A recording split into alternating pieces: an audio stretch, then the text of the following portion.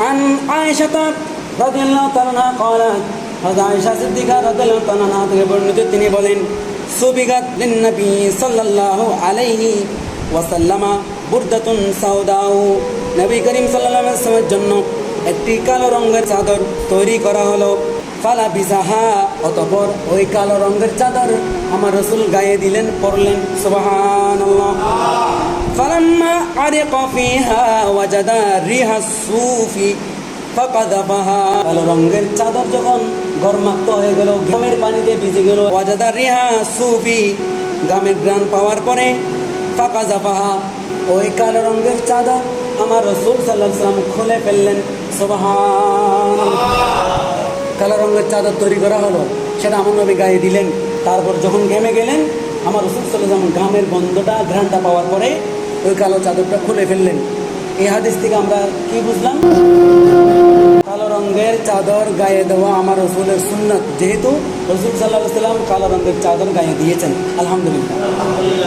একদিকে চাদর অন্যদিকে কালো চাদর গায়ে দেওয়াটাও নবীজির সুন্নাত আবার রঙের দিক দিয়ে কালো রঙের চাদর গায়ে দেওয়াটাও নবীজির সুন্নাত দুইটা সুন্নাত একসাথে পেলাম এই জন্য আমার আল্লাহ তাআলা সূরা মুজাম্মিলে প্রথমে কি বলেছেন ইয়া আইয়ুহাল মুজাম্মিল হে চাদর পরিধানকারী হে আমার রাসূল সুবহানাল্লাহ আমার নবীকে ইয়া মুহাম্মদ ডাকেন না ইয়া আহমদ ডাকেন নাই আমার রাসূল চাদর গায়ে দিয়েছেন এটা আল্লাহর পছন্দ হয়ে গিয়েছে এরপরের সূরাতে কি বলেছেন ইয়া আইয়ুহাল মুদাসসির আমার রাসূল কম্বল গায়ে দিয়েছেন আল্লাহ তাআলার পছন্দ হয়ে গেল আল্লাহ তাআলা ইয়া মুহাম্মদ ইয়া আহমদ না ডেকে বলেছেন হে কম্বল পরিধানকারী ইয়া আইয়ুহাল মুদাসসির হে আমার রাসূল সুবহানাল্লাহ রাসূল যেটা করেছেন আমার আল্লাহ তাআলা সেটাই পছন্দ করেছেন এবং সেটাই আমাদের জন্য শরীয়ত সুবহানাল্লাহ নম্বর শিক্ষা হচ্ছে আপনি চাদর গায়ে দেন পাঞ্জাবি গায়ে দেন শার্ট গায়ে দেন গেঞ্জি গায়ে দেন যেটাই গায়ে দেন যখন ঘেমে যাবেন